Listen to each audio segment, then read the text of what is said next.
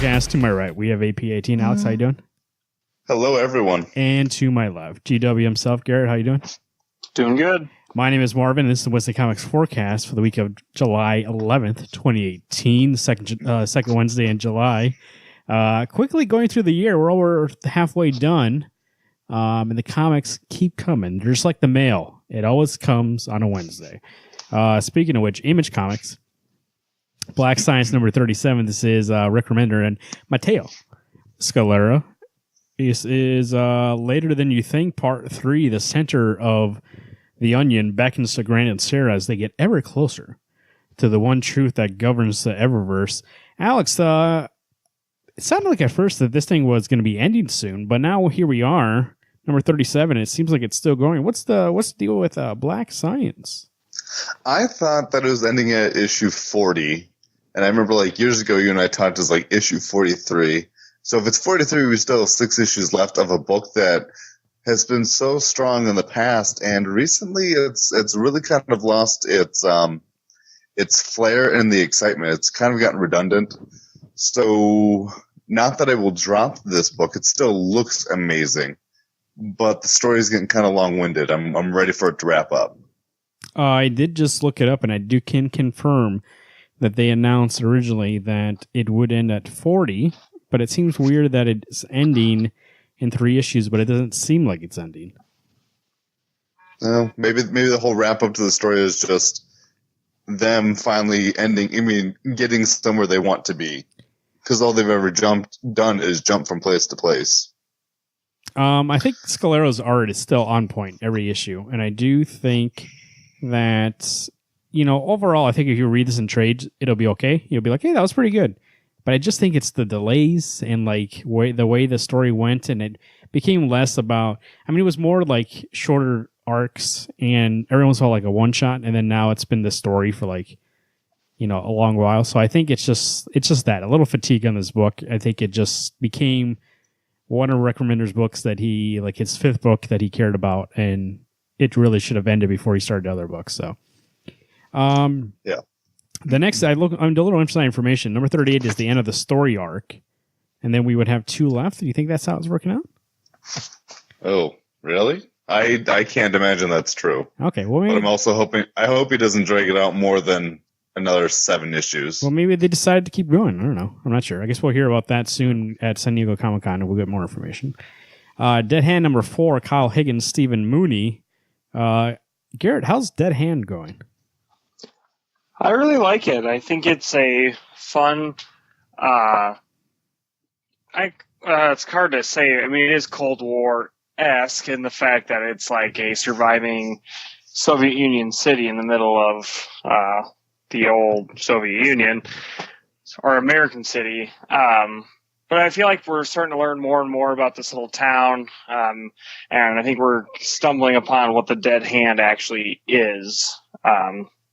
All I know is when you're in that city, you can't say that word, else you're not going to leave that city. So, but I do like it. I think the art's good, and I'm excited for this issue. It's a 6-issue mini.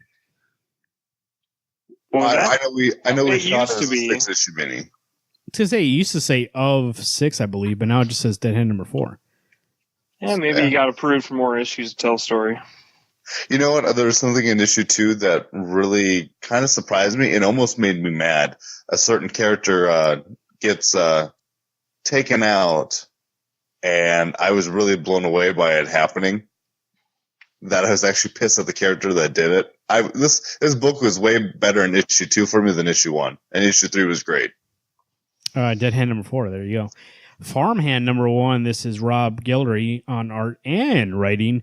Jebediah Jenkins is a farmer, but his cash crop isn't corn or soy. Jed grows fast healing, plug and play human organs. Lose a finger? Need a new liver? He's got you covered. Unfortunately, strange produce is the only thing Jed's got buried. Deep in the soil of the Jenkins family farm, something dark has taken root and is beginning to bloom. Rob Guillory, if you guys are familiar, is the artist from Chew, and now he's coming out. He's did some writing also, and he's going to be coming out now with his own book, Farmhand, which, by the way, it is good to see that art again. I was a fan of Chew, and I I'm really curious to see the way this goes. Now, if there's anything like Chew, and from the description here, it says, comes a new dark comedy about science gone sinister and agriculture gone apocalyptic. Nature is a mother. It sounds like it's going to be just like Chew, where it could get like very serious, and then a second later it is about Pollo, and then Special Agent Pollo, and it's about a chicken that is a secret agent.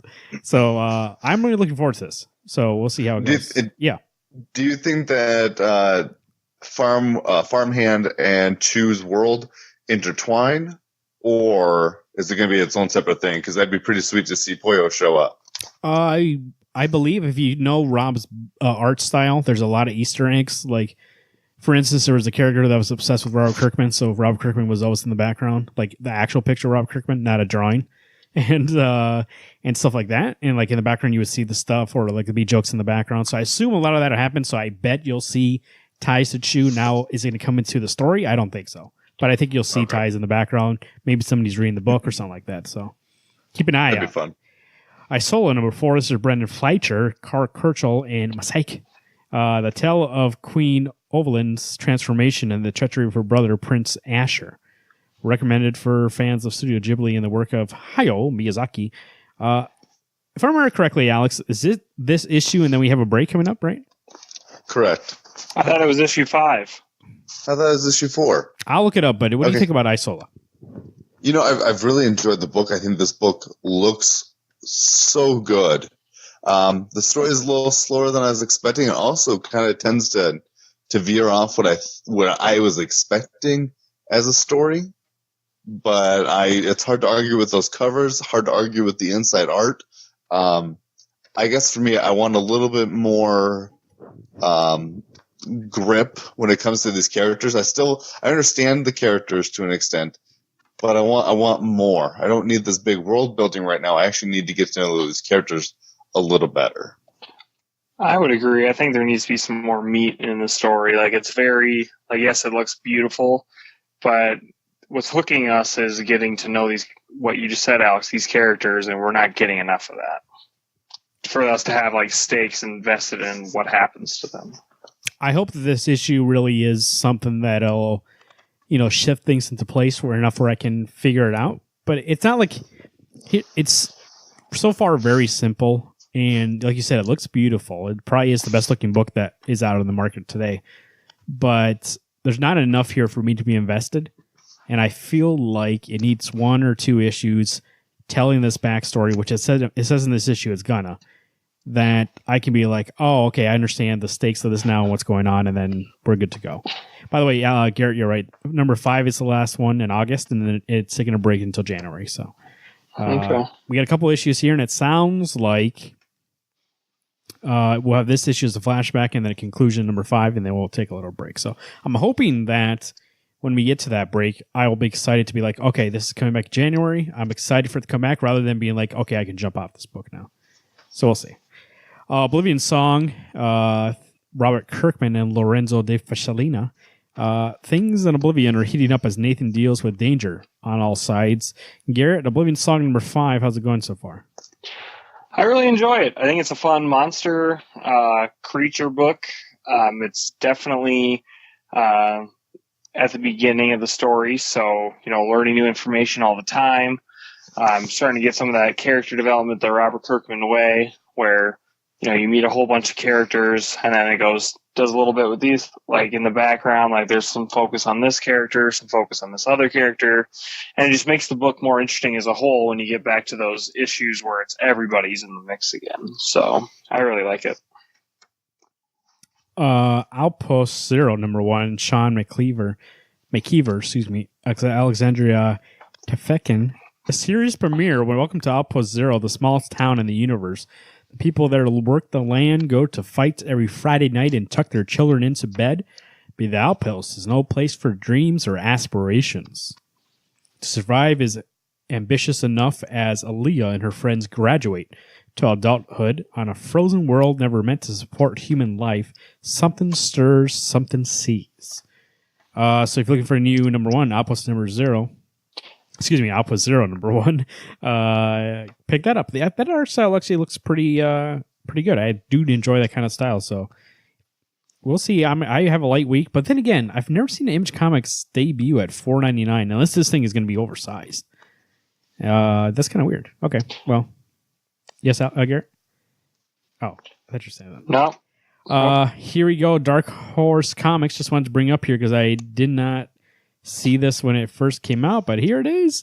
Aliens Dust to Dust number 2 of 4. It's already 2 in, so maybe go back and find the last one. But Gabriel Hardman is writing and doing the art. Gabriel Hardman is one of my favorite artists. He did the art for Green Lantern, Earth Zero, and then Alex, what was that other book? Invisible Republic. Yes. So an Alien book with Gabriel Hardman. Go ahead and check that out. Aliens. Are they making another movie, Garrett? I don't even know. There's so many continuity. I don't know. Ridley Scott's fighting with Neil Blomkamp, so I don't think so. Anytime soon. She Could Fly, number 1. This is Cantwell and Martin Morzano. In Chicago, an unknown woman appears flying at the speed of 120 miles per hour and heights reaching 2,000 feet. Then suddenly dies in a fiery explosion mid-air. No one knows who she is, how she flew, or why. Luna, a disturbed 15-year-old girl, becomes obsessed with learning about her while rumors and conspiracy theories roil. While cracking the secrets of the flying woman's inner life lead to the liberation of her own troubled mind. This is written by Christopher Catwell. He is the showrunner for *Halt and Catch Fire*, which was a good show. Martin Bozzano, who worked on Nighthawk, Elektra, and The Ice Cream Man. We like that book. The latest from Karen Berger's book imprints. Here we go. She Could Fly. This. By the way, we didn't talk about this before the show, but actually, this book actually does sound pretty good. And it's by Karen Berger, who's a great editor, and I didn't know this book was coming out. Once again, I know these two over here have a big week. I really don't, so I have options here, so I might check that out too. Let's see here. IDW Publishing, TMNT Urban Legend number 3. This is the Gary Carlson and Frank Foscato. The Image comic. This is it. The entire TMNT Volume 3 reproduced for the first time in full color glory. Alex, so they're reproducing this book, and then they're going to do the last few issues and finish it up. How is it so far? It's good. It's different. You can tell that this was written, I would assume in the 80s or in the 90s. I don't actually know when, but when the trolls talk about this female character, they always call her Babe or talk about something, sexually related to her. And it kind of takes me on the book because that's not the trolls that I know. It's graphic. This book there's a lot of blood and a lot of ass kicking. Raph, like I told you in the first issue, got his face blown off. So now he's wearing a Casey Jones mask.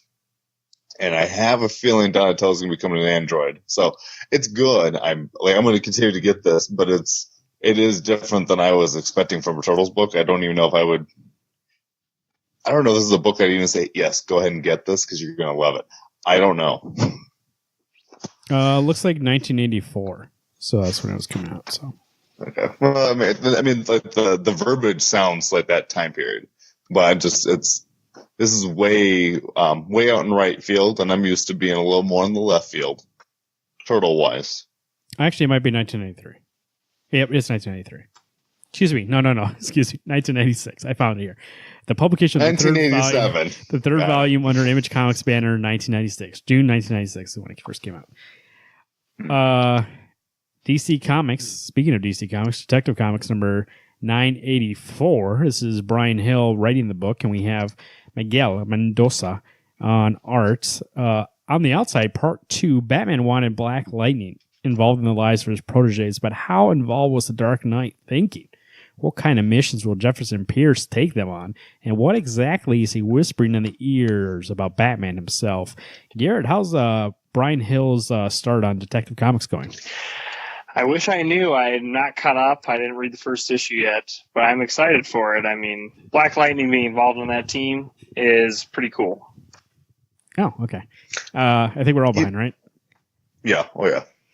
Detective Comics, Brian Hill's a good writer, so I assume it's going good. But yeah, like you said, we're a little behind that book. So who knows? We might catch up soon and talk about it. We'll see. Flash number 50, Joshua Williamson and Howard Porter, the finale for Flash War. Garrett, how's the Flash War going? I love this arc right now. Like, great creative team. Howard Porter's killing it on art. I think the story is incredible. It's very heartfelt. If you know a lot about the Flash mythology, not only Barry Allen, but Wally West, it's amazing. It's a culmination of almost everything you love about the Flash. And I'm stoked to read this final issue of the arc because I know it's going to be crazy. Hal Jordan in the Green Lantern Corps number 48. The Green Lantern, Robert Venditti and Rafi Solvendoval. The Green Lanterns fight along the Guardians of the Universe. The mysterious Dark Stars arrive en masse at Mogul to wipe out the Corps for good. Soon, it's all hands on deck to save the GL headquarters. Meanwhile, Green Lantern Hal Jordan, John Stewart, Guy Gardner, and Kyle Rayner make their respective battle plans. But time's running out for a miracle. Can we move daylight savings to July to get an extra hour? Our boys and girls in green are gonna need it. This is ramping up to issue 50, which actually is the end of this series completely. And I know, Garrett, you're in this arc. What do you think? Here's a question I have for you, Garrett. Yeah. We're ramping up to issue 50. I remember Venditti saying that the end arc is going to go back to Sinestro and all this stuff. Now, I'm a little behind this book. Is it really going back into that original first story, or is it doing its own thing with a new story? I don't think they're quite hitting that mark. I feel like I can't even imagine this book ending in 3 issues, and the fact that it's going to kind of makes me worried. Because it's a lot of, I don't know, the story's not really taking off anywhere that's like blowing my mind. It's very slow, I would say. So for there to be 3 more issues, and like wrap up this entire series, I'm going to be surprised. I think that makes me sad to think about because the first 20 issues were probably some of the best books I've read. This was such a strong title, and in the last since the Yellow Rangers, that's not right. Since the Yellow Lanterns had left, it's actually really kind of lost its flair for me. It's not nearly as groundbreaking or as exciting for me. So I'm kind of in that boat. I'm not caught up on this, but if Garrett says that it's not as exciting, it's not living up to what we would expect, it kind of disappoints me. Is Sinestro on the in Justice League? Not on the Justice League. Yeah, he's in that book, right? The Legion of Doom. He's in the Legion. I wonder if maybe this happens sometimes in comics, and they never really explain it until like years later. That somebody at DCA says, "No, you can't use that character anymore. We're going to put him in something else," and then they have to change their plans. It does seem like they were hyping up this last arc to be all about that. Go back to like Sinestro because Hal doesn't know he's alive still, right? So I mean, yeah, he thinks he's gone. He thinks he's still dead. So are we going to get that conclusion, or did they maybe know they're going to do a second series to this, and whoever takes over the book then is going to be doing that story? And Robert Venditti was told, "No, you can't do it. This person's going to do it." I guess we'll see. I'm assuming that in a couple of weeks here is San Diego Comic-Con, and they're going to announce whoever is taking over this book. Because this book does end at 50, and I believe it's going to restart as just Green Lantern, as the book is supposed to be. And whoever takes over that book, let's see if they do that storyline, or you'll have to get Sinestro in the Justice League book. So we'll see. Plastic Man number 2, Gail Simone and Andrea Manilo. Eel didn't like when a spy blackmailed him over his secret identity, and then a kid found out. And now the dancer at his club knows, and the concept of secret identity has gone stretched way the heck out of whack. But the dancers are helping him find the kid who was nabbed by some bad guys.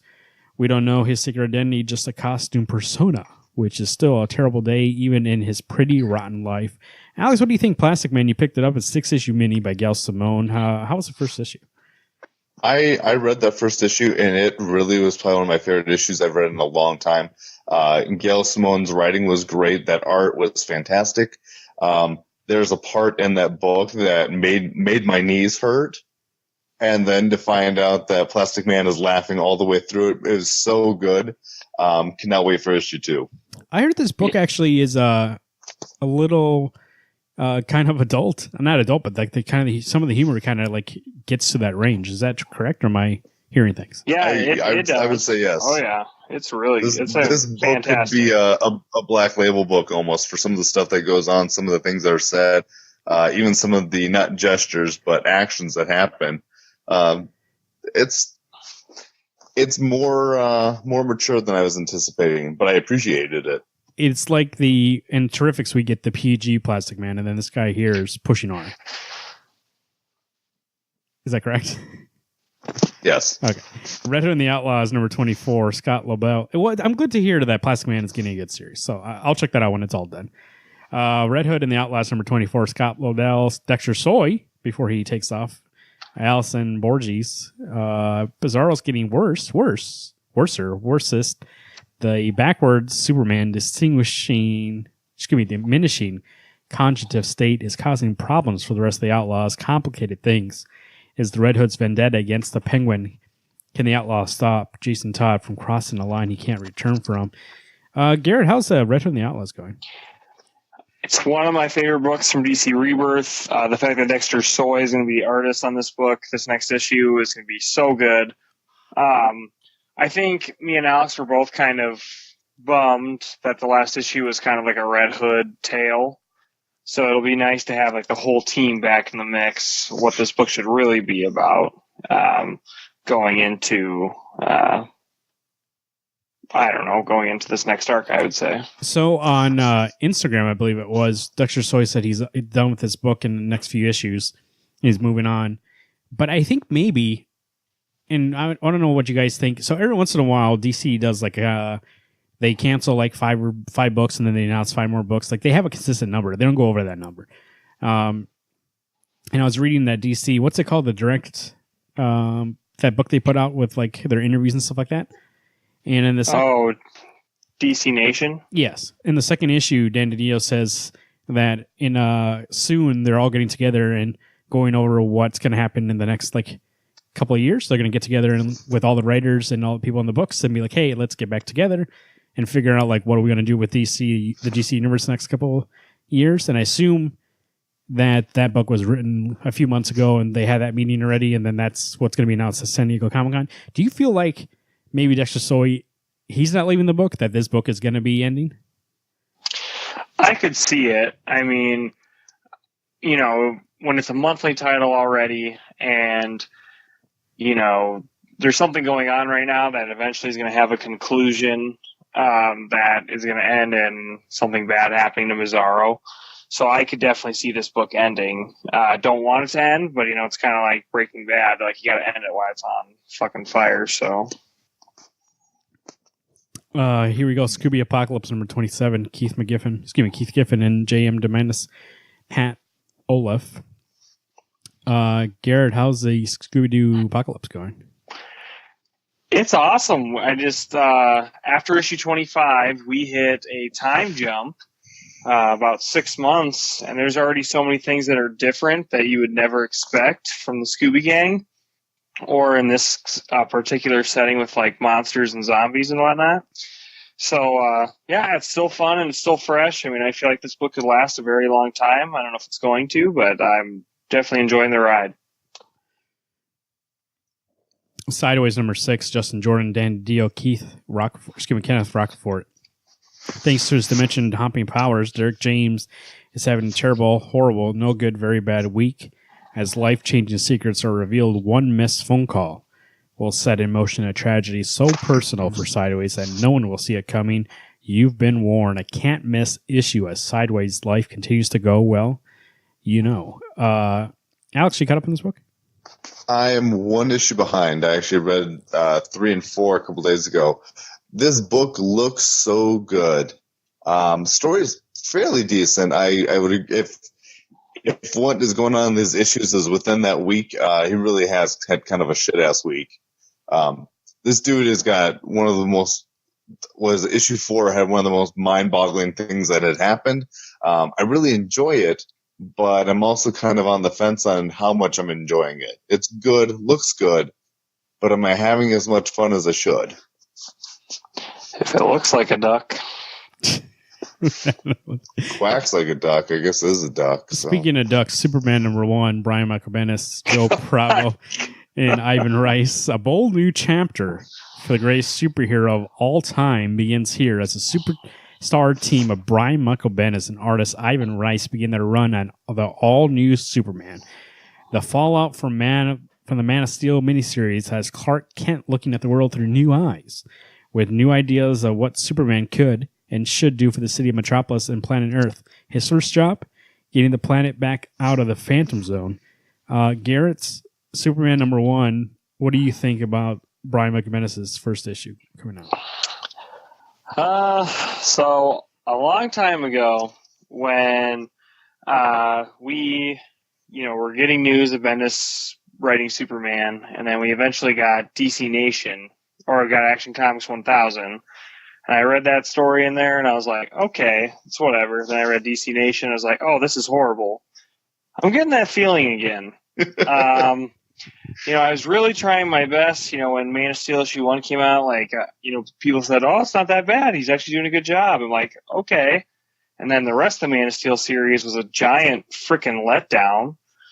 So, of course, I'm going to be getting it, but I feel like it's going to be a chore, like getting Brian Hitch's Justice League of America or James Robinson's Wonder Woman. It's going to suck.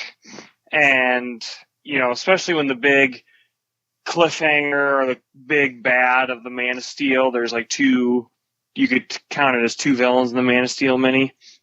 One, as we know about, but the other one was so predictable.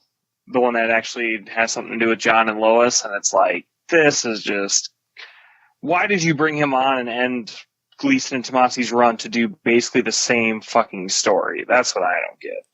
So, I'm hoping it'll be good. I'm not a big fan of Ivan Rice's art, but, and especially when I've been saying, every time someone asks me about Bendis Superman, I'm like, he can do an okay job with Superman, or he's pretty good. His Clark Kent sucks. And this book says that it's about Clark Kent, and I'm like, oh boy, hopefully this is all right. So, Garrett, what would you actually drop Action Comics or Superman with Never. Bendis writing? Really? Never. Dude, I am a fan for life. No. I'm collecting every issue till I die, so not going to happen. Man. It could suck. It could be James Robinson writing it. It could be Innocente writing it. It could be, Brett Booth writing it and drawing it. I don't care. I'd get it. Really? Okay. Yes. To each his own, but right there you named some of the worst of the worst that at least I know personally we all don't care for. I could write this book and turn him to emo Superman, and this guy's still picking it up. I'll still pick it up. I'll always. Oh my gosh. I'm never dropping it. Gary, unless I die. You know what I think of this book? Cockapoo-poo. I'm trying to justify it in my head going, yeah, it's a #1. Maybe it could be good. And I'm almost like, no. In the last year and a half of Brian Michael Bendis, I have not enjoyed it. I can't force myself to get this book. Go back in this show, the actual show. When they first announced that DC had Brian Michael Bendis, and I defended the guy, I said, give him a chance. Maybe he lost his steam over at Marvel. And I said, he can do good things. He's done good things in the past. And then here he comes the first 6 times at bat, and every freaking one was a whiff. And now here he comes being like, okay, now he's a starting player. He's your star on this team. And I'm like, for what? The guy, I don't know what, he was great before. I love his older stuff. I love, the Brian Michael Bendis. I actually don't people hate his style. I actually don't hate his style, the way he does dialogue. I actually do enjoy it a lot. And as a fan of that kind of dialogue that's rapid paced, and he's trying to mimic certain television writers, and so I actually do like it. But he used to have stronger plots, and I think his plots now feel like somebody being like, okay, here's A, B, and the C. He takes a dart and goes, okay, which way, how are we going to end this thing? And he throws it. And it always feels like none of it makes sense. Like you said, Garrett, for what are you doing this? We redid the story already. Or and it's and that's what it is. It never has to do anything with continuity. It doesn't make sense in any other, in relevance to any other run. And it all feels like somebody coming in, taking over, and telling a story that is selfish, on their own, rather than contributing to what is already out there. And so I'm not going to try this at all. Preach. They could come in and, I mean, you could read this issue, Garrett, is like, man, it's pretty good. You should get it. I guarantee you one issue might be good, but I guarantee you by the end of the arc, you'll be like, no, this is not good anymore. Well, right now I'm sitting at his streak of 1 out of 6, 6.75 that he gave like 3 previews before he actually did a fucking issue. Wildstorm. I think. Go ahead. Oh, sorry. I was going to say, my analogy for this is I am Spider-Man from Homecoming when he's web slinging and goes too far down and he scrapes his face on the concrete.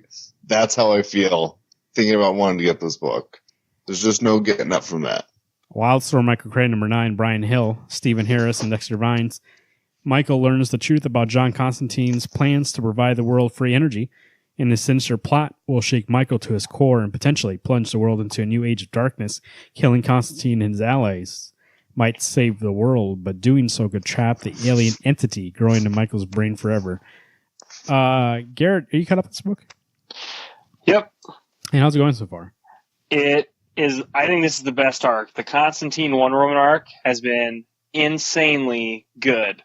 Like, I thought I was a Constantine fan before, but I know this is like an alternate version of him. But so amazing, so good. Art's good, story's good.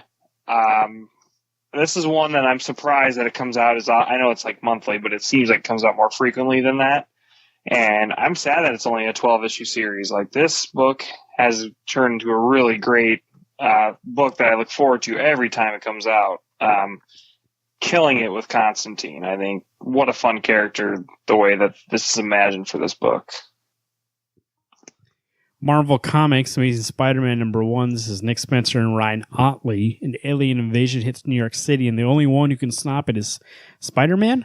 But that's far from all you'll find here. A revelation from the past puts Peter Parker's job, relationships, and a whole life in jeopardy. And if even that's not enough, you'll see a new roommate, new love interest, and a new villain. Spider-Man goes back to basics, courtesy of Nick Spencer, in the Marvel debut of Ryan Ottley. Alex, you've been getting amazing for a hot second here. We're doing a relaunch with a new team. Where do you think this will run? How excited are you for Nick Spencer taking over this book? I'm actually super amped for this book. I was so tired of Dan Slott, and I've said it so many times. I wanted someone else. So I got someone else. I think Otley's art looks great. It actually seems like it fits this character form so well because he did. Was it Invincible? Yes. All right. I thought that art looked great. Cannot wait to see it on one of my favorite characters. I'm excited because, yes, it is not Dan Slott, and so hopefully we can get a competent writer that's going to change things up. But I'm kind of getting that same kind of Bendis feeling I did for Superman with Spencer right now. I'm excited to see Ryan Ottley's art. And Nick Spencer, I mean, like I said, depends. I know he's good. So we'll see. What happened here? Okay. What happened here? Domino number 4, Gail Simone, David Baltran. Alex, how's Domino going? This is mini also, right, from Gail Simone? Yeah, I don't know. I think it's only 6 issues, but I honestly don't know. Because like you said, up above on this list shows Deadpool Assassin 3 of 6, so who knows? It's good. She just showed up and is talking to, is it Shang-Chi? That's his name, right? Yeah. This book is really good. The art is super, like, I can't wait to see what kind of crap she gets into. She's going up against this girl who can screw with the powers, so she's actually trying to get control of her luck ability so this woman stops exploiting it. I'm excited to see where Gail takes this book for the fact that I know Gail writes some good stuff. I read Sonya, Plastic Man, Domino, Crosswind, all of it. I'm ready for it. I'm excited to see her kick some ass. Domino.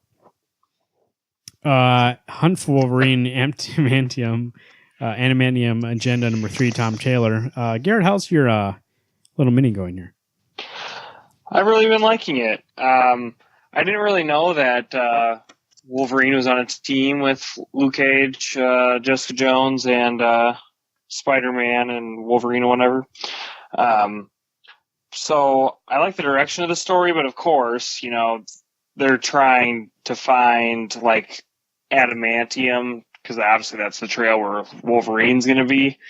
So it's that typical you're looking for something, but you keep getting distracted by certain plot points. So that's kind of annoying, but that's what they're trying to do is just amp up the new Wolverine book coming out in October. So, yeah, they were on a team called the New Avengers. That was the Brian Michael Bendis I talked about before that when he was good. So, and for the record, Wolverine's been, I think, on every team. No, he's never been in a Fantastic Four. Oh, I bet they're coming up with that here soon. Old man, Fantastic Wolverine. Speaking of Wolverine, Old Man Logan, number 43, Ed Brisson and Juan Ferreira. Requiem for a Sharpshooter, Logan versus Bullseye continues. Alex, how's it going? This book has had really strong moments. We're getting into kind of redundancy for me. He's already fought Bullseye once before, and I realize he needs to get redemption. He got blind in one eye from getting a bottle cap in it. He just got done beating the shit out of Kraven. This book, this character, this isn't Wolverine for me anymore. It's an old man, and I get that's why it's called Old Man Logan. But I want Wolverine. I don't want Logan anymore. I want him to be that ferocious man beast who never wants to take his claws out because he knows what he can do with it. This Wolverine willy-nilly whips out those claws, stabs people. No one ever dies. I don't know. I want more from this book than what I'm getting. The Punisher, number 227, Matthew Rosenberg, Stefano Landini, Road Trip to Hell. The Punisher and Black Widow go off the grid on a secret mission of revenge. Frank and Natasha are now the most wanted by heroes and villains alike. The War Machine armor is busted, and with the forces coming down on our heroes, they're going to need every bit of firepower they can get. 2 questions for you, Garrett. How's this book? And I thought, Black Widow, wasn't she dead?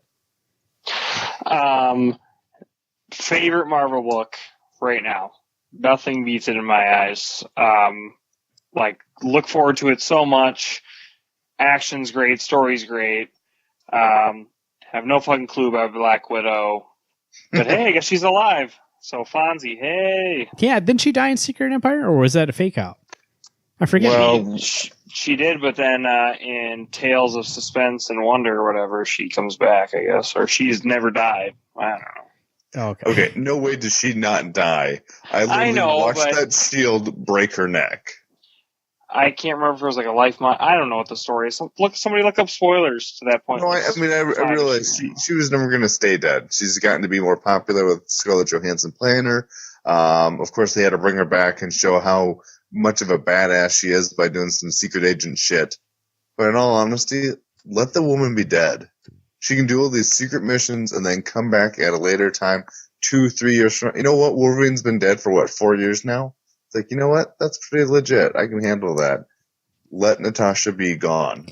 Let these characters absorb it. Too late. Star Wars Darth Vader number 18, Charles Soule, Ilya Bonetia is Grant. Oh, Garrett. It is time for Grand Moff Tarkin to repay a long-standing debt to Darth Vader, and settling what is owed will require every last bit of his cunning and will cost more than he's ever imagined. Now, this cover here, I don't read this book, but this cover here makes me want to pick up this issue. And, doesn't that look fucking amazing? Well, also, Chemicali's doing art. Sorry, it's not Ilya. She's doing the cover. But, is this book good? Should I get this issue? I would say this book has been amazing. The last arc was kind of like a war battle, and I thought that was kind of weak because it's yes, obviously Darth Vader is like a lord and he's trying to get shit done in the galaxy, but I think it's better when there's character development, and I think this is definitely going to be one of those jumping on points that I do recommend. I mean, I would check it out. It's when you get inside Darth Vader's head in this book, incredible. One of the best books ever. Here we go. Boom Studios with Garrett's favorite book, Met Cadet U, number 10. This is Greg Pak and Takeshi Miyazaki. Under the Surge's assault the cadets. Oh, you probably don't want to hear that, Garrett, right?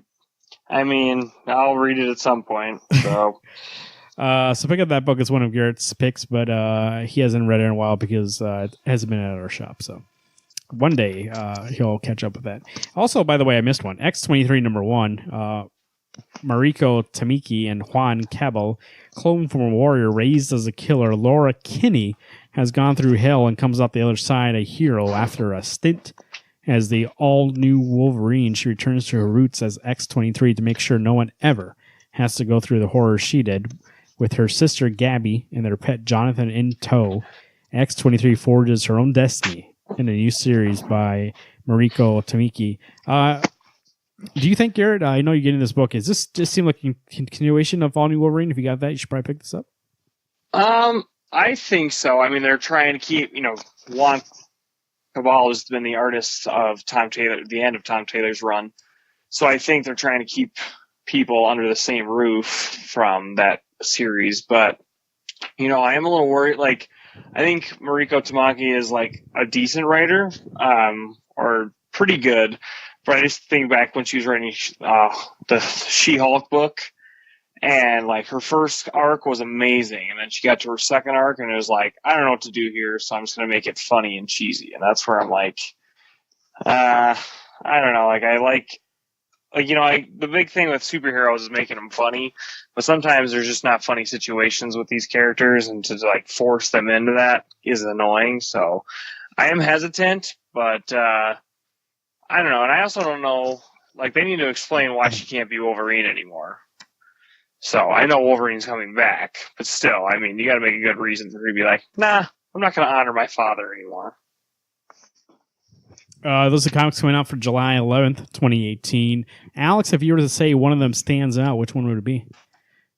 I think the one I'm just the most excited to give a try to is Farmhand number 1.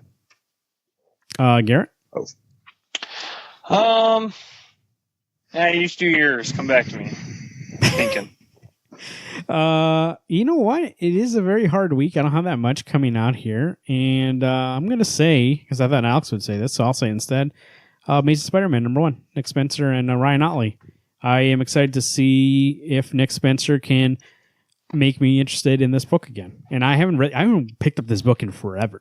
I used to pick up this book. This book used to come out every week. It was like a weekly book, and I would get it. And at some point, I think it's around big time, I dropped off, and I haven't been back since. I came back for Superior Spider-Man, and then I left again.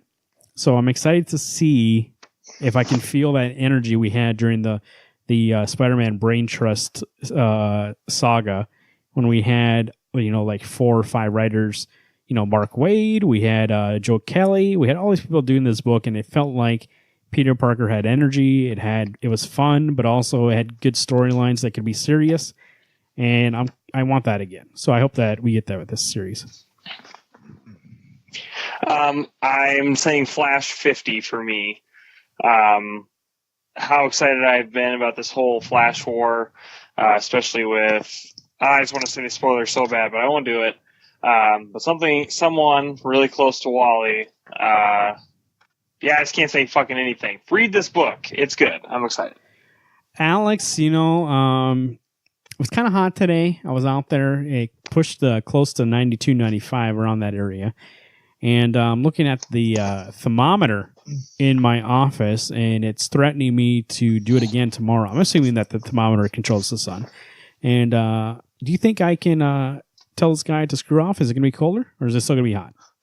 I think all you're going to do is piss it off, and it's going to be even hotter. It's going to be, now I know everyone listening to this has missed my ball sticking to your thigh metaphor.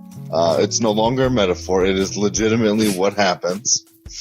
Don't worry about your sunscreen, because it's just going to burn off anyway. Drink lots and lots of water. Watch out, because that sun is blinding, and that heat is melting. I misunderstood what you said, Alex, so I broke open a thermometer and I drank that to stay hydrated. Am I going to die? That mercury will hurt later, but okay. Garrett, speaking of which, you know what? You did a good job, Garrett. Lately, I've been on those roads, and I see that a lot of potholes are filled, and it looks a lot smoother out there, but what else are you going to do for us? What's happening with these roads? Nah, I'm not going to do shit. You know, I told them I was trying to get that concrete somewhere else, and they put it in the damn potholes. I was like, no, not on the route to the comic shop. But I would say, traffic-wise, you know, this is one of those weeks that there's a lot of good things, not like great, need to get it off the shelf kind of things. At least in my eyes. So I think you have plenty of time to get there. All your books will be on the shelf. No need to get there right away. But once you get those books, read them in that ball stick in your thigh heat, or at least cover your balls with that comic while you're reading it, and you'll be safe. I do not approve of that message. Second week in July. Why? It blocks the sun? Second week in July, this is what they call the dog days of summer, right, Alex? And they do. They do. And the heat is... I know it's in August. Nobody write in and tell me it's in August. We're out there. The heat is killing us. We're using these comics as sun shields. It's like we're in the Sahara, and we're three men with no water looking at Oasis. We're looking for that Oasis, and I'm assuming that it's called Superman #1, and I'm going to go to it, and I'm going to drink from it, and it's turned out to be sand, and I'm going to die. I'm assuming that's what's going to happen this week. And R.I.P. My name is Marvin. I'm Alex. I'm Garrett. Hey, everyone. Stay cool, stay hydrated, and keep reading those books.